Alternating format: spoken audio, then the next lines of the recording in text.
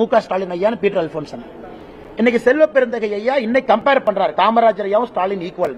2026 சொல்லுவாரு காமராஜர் ஐயாவோட ஸ்டாலின் சூப்பர். அதனால இந்த விஷ பரீட்சைக்கு நாங்க வரல.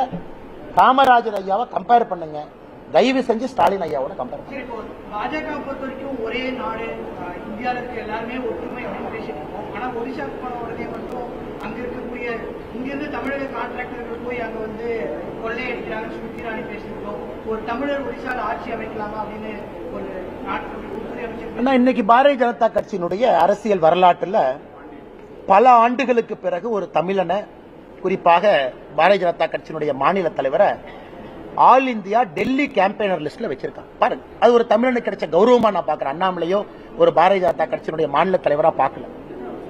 அதே போல பிரதமரை சுற்றி இருப்பவர்கள் எல்லோரும் இன்னைக்கும் அவருடைய ஆலோசகர்களா இருக்கட்டும், குஜராத்தா இருக்கட்டும், தமிழர்கள் தான். தமிழர்களுக்கு உயர்ந்த மரியாதை. தமிழர்கள்னா இன்டெகிரிட்டியா இருப்பாங்க, பிரதமருக்கு ஒரு பெரிய நம்பிக்கை, பொய் சொல்ல மாட்டாங்க, நேர்மையா இருப்பாங்கன்னு தான் தமிழர்களை பார்க்கிறாங்க. இது வி.கே. பாண்டியன் அவர்களுக்கும் ஒரிசா பாரதிய ஜனதா கட்சி அவர்களுக்கும் நடக்கக்கூடிய அரசியல் போர். இல்ல தயவு செஞ்சு நம்ம கொண்டு வர வேண்டாம். ஒரிசாவில் இருக்கக்கூடிய பல லட்சக்கணக்கான தமிழர்களை வி.கே. பாண்டியன். செய்திகளை உள்ளது உள்ளபடி தெரிந்து கொள்ள ரெஃப்ளெக்ட் நியூஸை சப்ஸ்கிரைப் பண்ணுங்க.